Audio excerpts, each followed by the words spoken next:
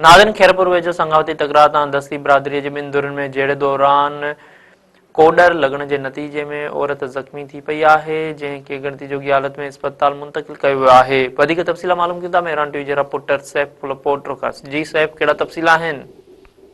जी खैरपुर जे ठरी मीरवा तालुके जे ॻोठ मोहम्मद बख्श दस्ती में संगावती तकरार तां दस्ती बिरादरी जे ॿिनि धुरनि विच में जहिड़ो थी पियो आहे। कोडरनि जा वार लॻण सबबि औरत मर्डिंग थी वई आहे, जंहिंखे सख़्त ज़ख़्मी हालत में सिविल अस्पताल खैरपुर मुंतक़िल कयो वियो आहे। ॻोठ मोहम्मद बख्श दस्तीअ में संगावती तकरार तां दस्ती बिरादरी जे ॿिनि धुरनि में जहिड़ो थी पियो, जंहिंजे नतीजे में हिकु औरत मुस्माद शबाना दस्ती कोडर जा वार लॻण करे मर्डिंग थी वई, जंहिंखे सख़्त ज़ख़्मी हालत में सिविल अस्पताल खैरपुर मुंतक़िल कयो वियो आहे।